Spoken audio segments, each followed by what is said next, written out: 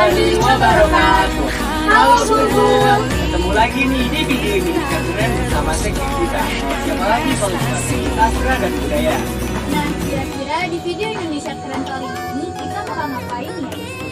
Nah, jadi di video Indonesia Keren kali ini kita akan memberikan seputar informasi mengenai peninggalan sejarah yang ada di Kota Bogor nih. Salah satunya industri. Yuk simak videonya, jangan di-skip ya. Prasasti Ciaruten merupakan batu peringatan yang berasal dari masa kerajaan Arjuna sekitar abad ke-5 Masehi. Nah, prasasti ini ditemui dengan bentuk tatakan kerajaan Purnawarman. Prasasti ini dilihat pada gunungan batu andesit yang ditulis dengan rupa lawa berbahasa Sanskerta. Prasasti Ciaruten terletak di Desa Ciaruten Timur, Kecamatan Cibundulang, Kabupaten Bogor. Lokasi ini terletak sekitar 19 km sebelah barat laut dari pusat kota Bogor.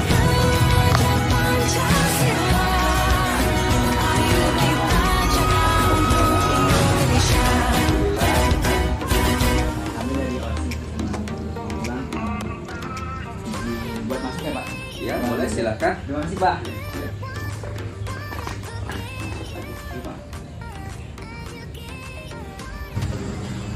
Bapak Konten, nama Bapak siapa? Nama lengkap Auga Sugandi. Bapak penjaga atau pengurusnya di sini? Ya, Bapak sebagai penjaga yang pelestari, karena memang bekerja di sebuah lembaga pelestarian cagar budaya. Kalau dilihat, bagaimana sih Pak awal mula sejarah ditemukannya batu tulis ini? Kalau mengenai tentang awal mula sejarah ya, yang namanya Nusantara itu memang dilihat dari prasasti ini merupakan sejarah awal berdirinya Nusantara, mengenai tentang kerajaan-kerajaan yang pernah ada dulu. Salah satunya Tarumanegara. Ini awal berdirinya atau pembuatan prasasti. Ini merupakan tanda peringatan atau sebuah dokumen yang menceritakan tentang peristiwa kejadian tentang perjalanan seorang raja yang diagungkan pada saat itu. Awal ditemukannya di mana Pak? Kalau awal ditemukannya memang di sungai Ciaruten, di bawah Oh, sana 50 meter lah dari sini. Dari tempat yang sekarang 50 meter jaraknya. Kalau dilihat dari batunya sih lumayan gede ya Pak. Ini cara pengangkatannya bagaimana? Kalau memang dilihat dari batunya ya, prasasti ini memang ya lumayan besar lah. Beratnya pun mencapai 8 ton ini. Kalau untuk mengangkatnya memang masih manual. Cara mengangkatnya jadi menggunakan alat tarik, seling. Ya, seling itu tali baja. Tali baja. Nah, disambungkan ke katrol, kemudian ditarik dengan rantai kecil dengan tenaga manusia. Jadi melibatkan banyak orang, termasuk 2 universitas pada saat itu dilibatkan, UI dengan UGM. Dan menjadi tenaga kasar yaitu masyarakat sini, masyarakat sekitar. Ukiran ini Pak, artinya apa Pak? Bukan merupakan ukiran sih, ini merupakan aksara ya, yang dibuatkan atau sebagai bukti yang menyebutkan tentang sang raja. Ini merupakan aksara Pallawa yang memang berkembang pada masa kerajaan Tarumanegara tersebut. Mungkin yang yang tahu artinya cuma kerajaan aja tahu. Iya, memang sebagian tulisan ini ada yang berpendapat ini merupakan aksara atau bahasa mantra. Ini digunakan hanya oleh para raja atau para pemimpin pada saat itu. Aksara Pallawa, tapi memang bahasa Sanskerta karena memang ada pengaruh budaya dari India masuk ke tanah Jawa ini, ke Pulau Jawa.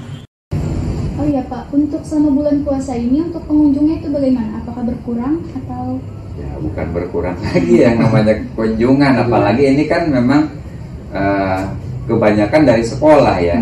Kalau untuk kegiatan bulan puasa ini memang nggak ada apa-apa dengan anak sekolah, tapi pengunjung memang sangat berkurang, sangat, bahkan dikatakan memang bulan puasa ini paling ya bisa dihitung dengan jari gitu ya, paling selama sebulan puasa ini paling 50 orang paling banyak gitu. Punten Pak, kalau boleh tahu yang jaga awal itu emang Bapak atau ada yang selain? Bukan, sebetulnya yang menjaga awal mengenai tentang peninggalan-peninggalan yang ada di sini memang orang tua bapak, termasuk kakek yang dulu memang merawat semasa benda-benda ini belum ada perhatian dari pemerintah. Oh, ini pasti lama-lama apa ya tulisannya? Akan terkikis. Ya, jadi pasti sebuah benda yang namanya benda yang merupakan buatan manusia, hasil aktivitas manusia, memang suatu saat mungkin entah dari tulisan memang akan terjadi pemitisan, karena tidak boleh kita berubah lagi mengenai tentang tulisan ya. Jadi banyak faktor, terutama dari faktor manusia juga, dari faktor alam, faktor manusia. Harusnya memang benda yang bernilai historis ini ya harus memang dijaga, ditambah keamanannya ya, apa kalau bisa ya pakai kaca, karena banyak dipegang oleh kita seperti kita dielus-elus begini. Ini ada faktor zat asam garam di sini menempel di sini, otomatis lambat laut akan menjadi terjadi proses pemitisan. Kira-kira ada rencana nggak Pak buat dibatasin pakai pagar gitu? Kalau untuk pengajuan sudah. Mungkin untuk realisasi Bapak tidak tahu ya, itu karena menunggu kebijakan ya. Kebijakan memang rencana sudah ada, sama apalagi ini yang aslinya, yang di museum aja replika itu dikacain, masa yang aslinya tidak. Itu. Huruf angka di situ itu apa ya Pak? Nah itu huruf atau aksara di situ merupakan pindahan dari prasasti ini. Nah itulah bunyi ya.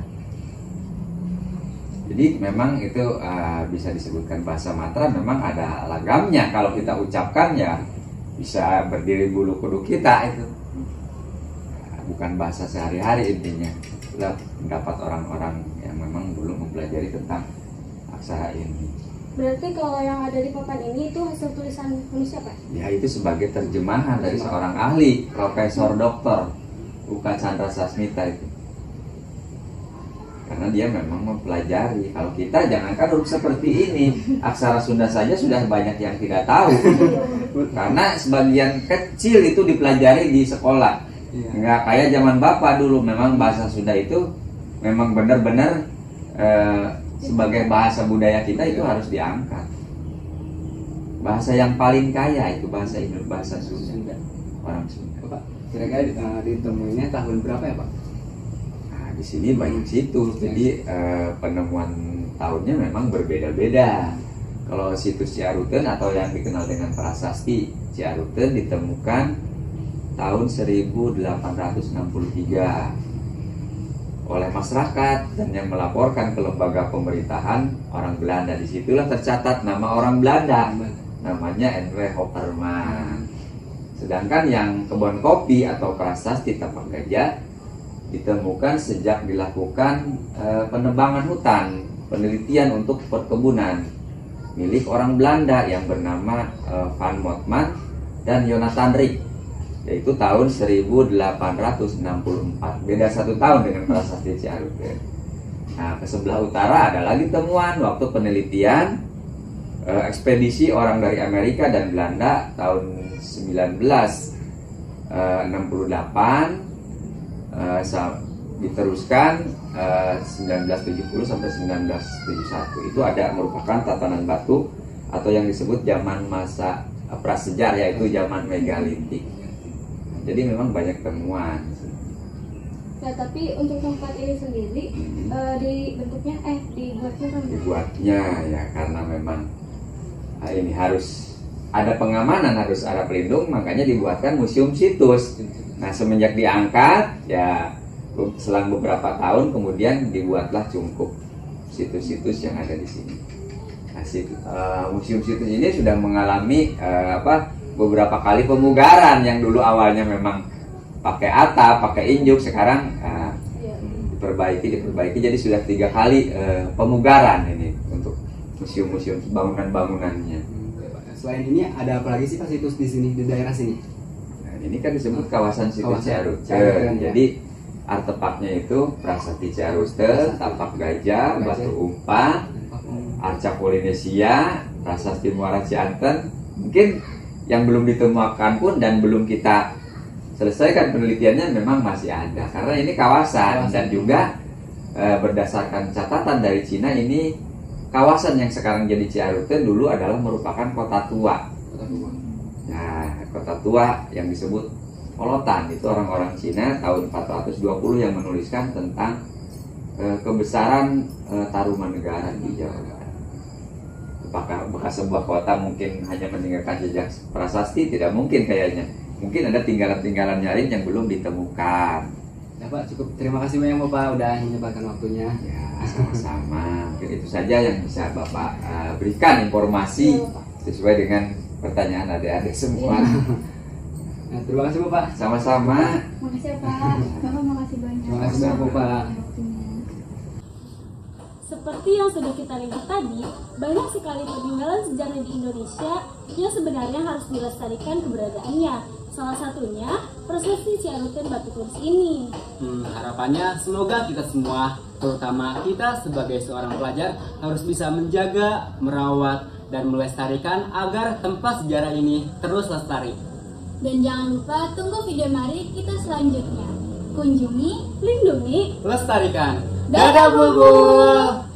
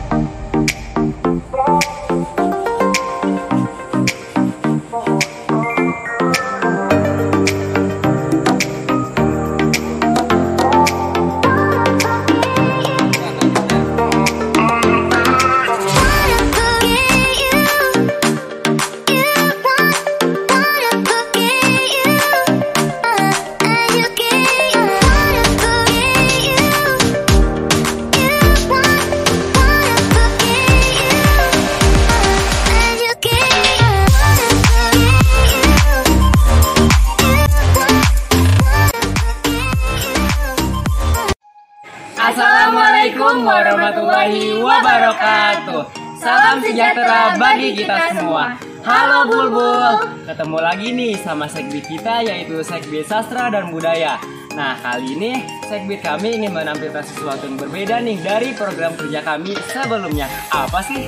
Kan biasanya di minggu sebelumnya kita hanya menampilkan poster dan kuis. Tapi kali ini kami akan menampilkan keberagaman dan kekerenan di Indonesia. Apa sih programnya? Indonesia Keren adalah salah satu program kerja bulanan yang akan dilaksanakan setiap 1 bulan sekali. Jadi di setiap bulannya kami akan mengedukasi siswa-siswi mengenai budaya Indonesia lewat video yang akan diunggah 1 bulan sekali yang bertujuan untuk mempromosikan dan memberikan pengetahuan kepada siswa-siswi mengenai budaya Indonesia. Nah, jadi di video Indonesia Keren kali ini kami akan membahas mengenai 3 tempat bersejarah yang dijadikan destinasi wisatawan. Apa aja sih? Yang pertama ada Masjid Baitur Rahman, yang kedua ada Gunung Tangkuban Perahu, dan yang ketiga ada Candi Borobudur. Yuk simak penjelasannya, jangan di skip ya.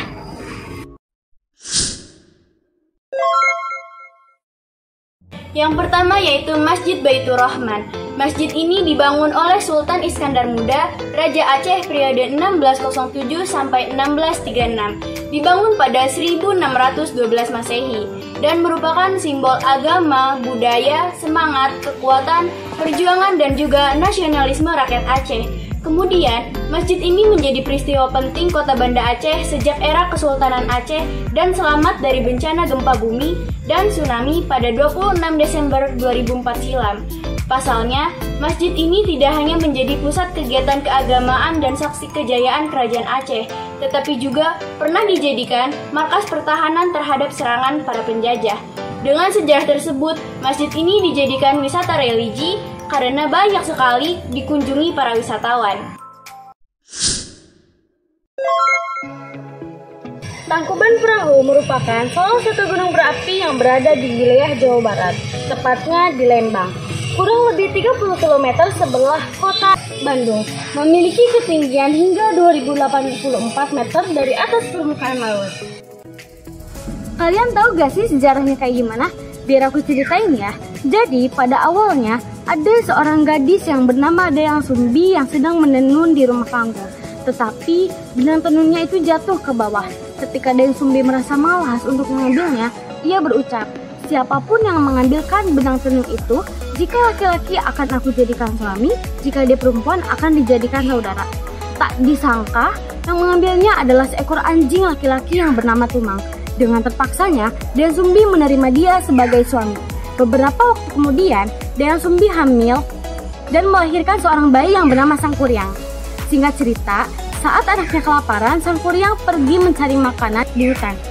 Tetapi hasilnya nihil. Dengan terpaksa, ia menembak jantung anjing yang ternyata itu adalah ayahnya sendiri. Saat Sangkuriang membawa hasil buruannya ke hadapan ibunya, tiba-tiba saja ibunya marah dan langsung mengusir Sangkuriang. Setelah Sangkuriang dewasa, akhirnya ia bertemu dengan ibunya dan terpesona dengan kecantikannya. Tetapi ia tak sadar bahwa dia adalah ibunya. Karena ia terpesona dengan kecantikannya, Sangkuriang pun ingin menikahi Dayang Sumbi yang sebenarnya adalah ibunya. Tidak lama itu, Dayang Sumbi menyadari bahwa pria itu adalah anaknya yang dahulu ia usir. Sebelum pernikahan dilangsungkan, Dayang Sumbi menceritakan bahwa dia sesungguhnya adalah ibu kandung dari Sangkuriang. Oleh karena itu, Dayang Sumbi tidak setuju jika Sangkuriang akan menikahinya. Namun, Sangkuriang tidak memperdulikan apa yang sudah dikatakan oleh ibunya. Sehingga mereka membuat kesepakatan untuk membuat kapal dalam kurun waktu 1 hari 1 malam. Tapi sayangnya, Sangkuriang tidak menyesuaikan masalahnya. Lalu ia marah dan menendang perahu itu hingga tengkorak. Dan saat ini dinamakan dengan Gunung Tangkuban Perahu. Gunung Tangkuban Perahu dijadikan sebagai destinasi wisata oleh para wisatawan.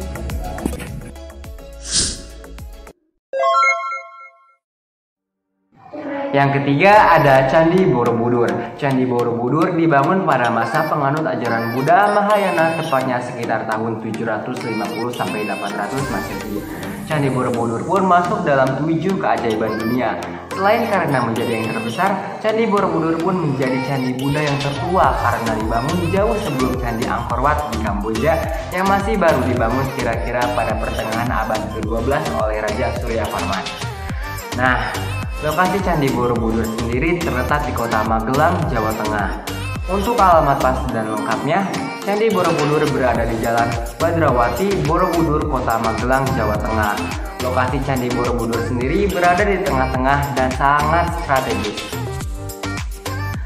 Dilanjut, Candi Borobudur berada sekitar 100 km dari kota Semarang, jarak 86 km dari Surakarta, dan berjarak 40 km dari DKI Yogyakarta. Asal-usul Candi Borobudur. Nama Candi Borobudur sendiri berasal dari kata bara dan budur. Dalam istilahnya, bara memiliki arti kompleks biara dan kata budur yang mempunyai arti atas. Yang kemudian jika digabungkan menjadi kata Barabudur, dibacanya Borobudur yang berarti kompleks biara di atas. Oke, dilanjut sesuai dengan namanya juga, Candi Borobudur terletak tepat di atas sebuah bukit sebagai kompleks biara yang sungguh megahnya.